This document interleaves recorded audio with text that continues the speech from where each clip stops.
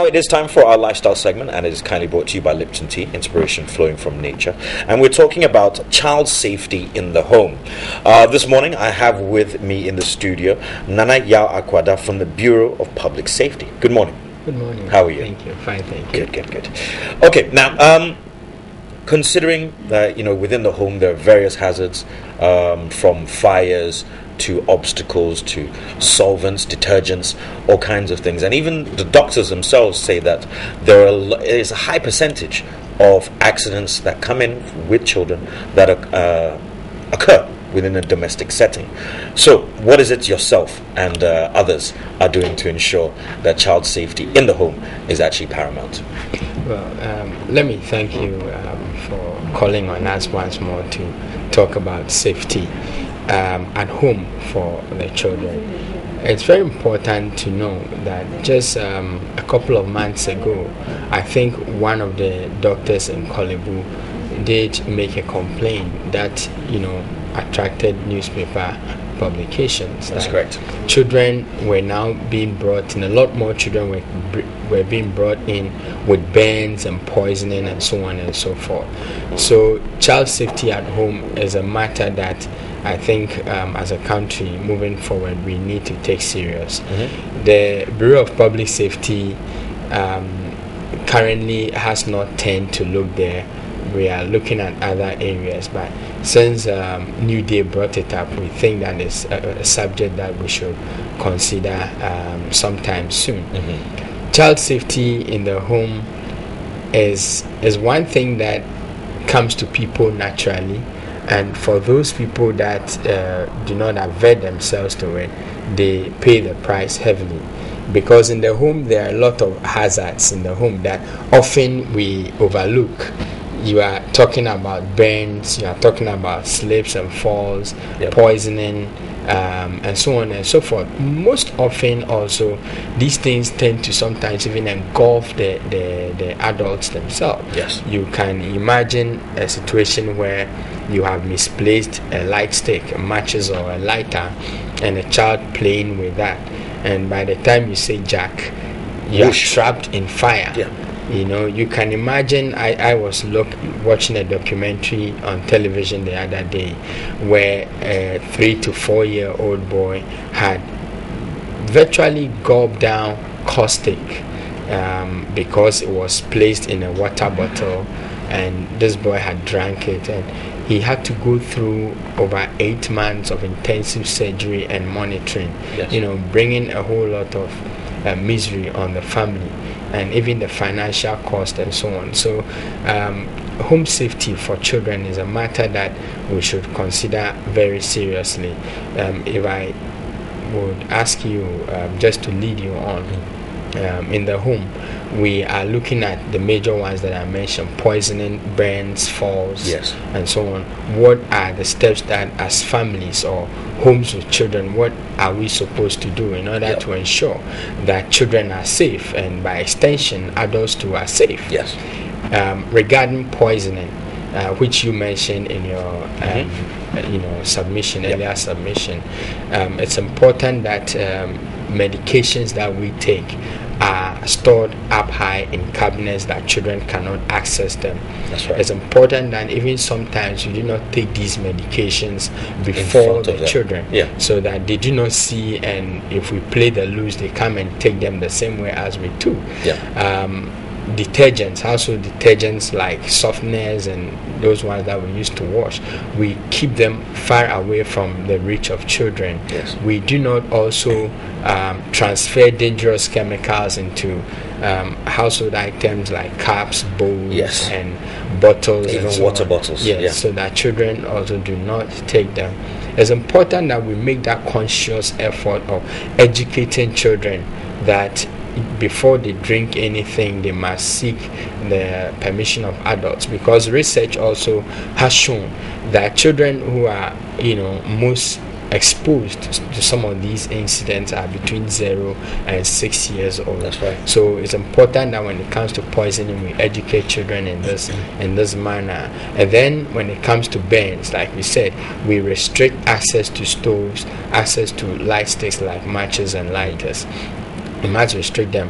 And I was here the other day promoting how to place LPGs in the house, that we place them outside of the homes, outside of the kitchen, outside of the enclosed areas. It's important that once we place them outside of those enclosed areas, we also restrict access to these cylinders. At least the valves must be locked out for out of the reach of children, because when children go out to play, sometimes these valves, they go and experiment with it, and you can't really blame the children, because growing up, it's an environment where they become as it were, they explore, they experiment, they, it's their world.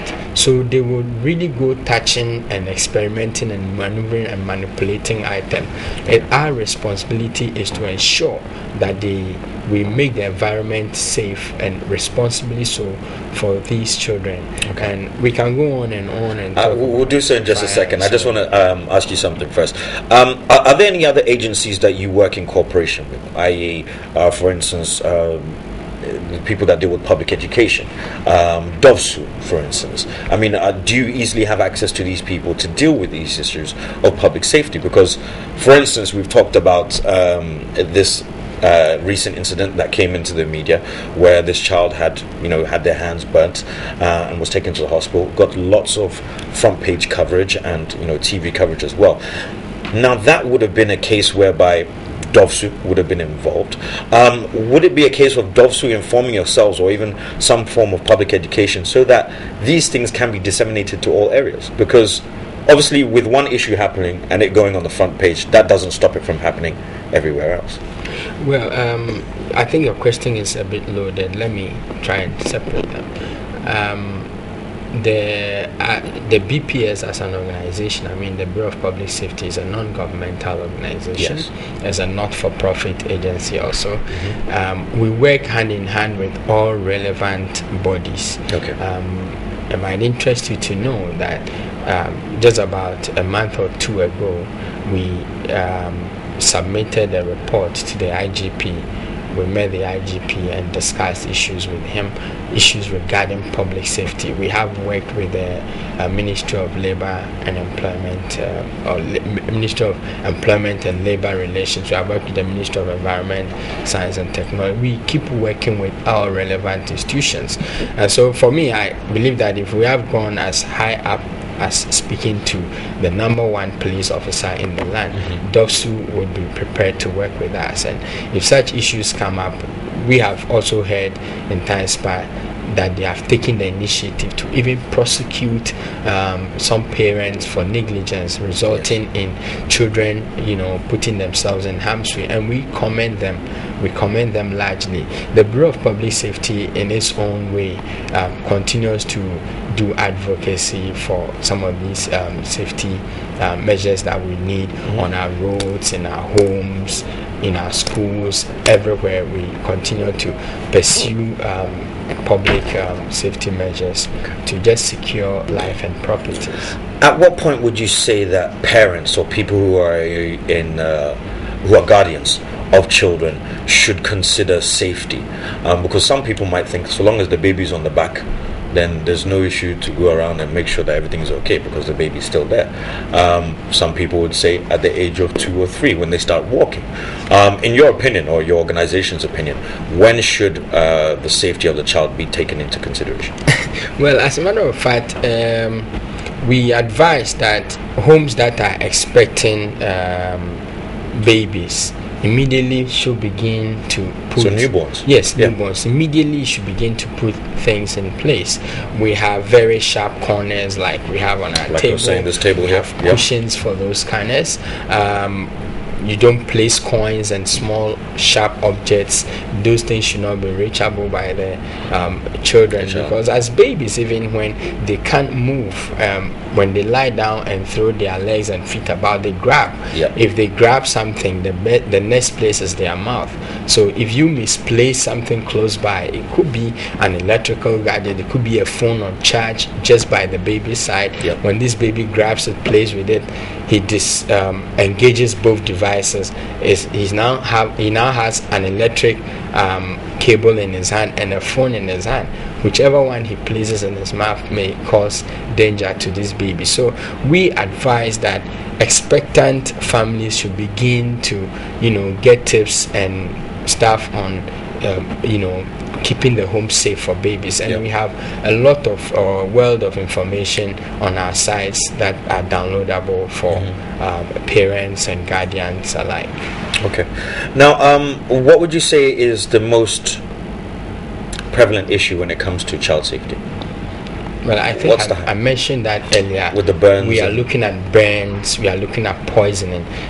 We haven't done any search to give you figures, but at least records at our hospitals indicate that burns and poisoning are the top two. I cannot tell you which one is the top one, but burns and poisoning are the top two in this country. In the US, for instance, they also have drowning, being a leading cause of their fatality in the home. So it's important that we begin to look at our homes and targeting these two, burns and poisoning. Once we're able to stem these ones, I think that the major referral hospitals and other hospitals will have a sharp dive in the figures. How far does your organization reach? Do people in poverty-stricken areas still get the same information as we're getting in the city centers? Because obviously it may be slightly different hazards, but they're still hazards. Yes. In terms of reach, let me be a bit moderate. In terms of physical reach, we are still very limited. We are confined to Greater Accra and Ashanti region. We have a director for the northern sector who is based in the Ashanti region, and of course I'm for the country based in Accra. But in terms of media, I think the media has provided us with a lot of coverage, because in recent times we've had calls from radio stations far across the country, some of whom I've never heard before. But in terms of safety, they will call us and want to interact with us. So yes, the media has given us a lot of reach, but physically being present in other places, I think we are just in the Greater Accra and Ashanti region. Are there plans to do so? Because obviously not everybody has access to internet, or even maybe some of the publications. So are there any plans of you or people from your organization actually going out there to see? Yes, there are plans, and we are still considering, dividing the northern sector into two again. We believe that the organization is barely 5 years old, and how far we've come is impressive. We are very much impressed with it, and we have hopes that moving forward we'll be able to spread our wings across the country, because safety is a very important thing.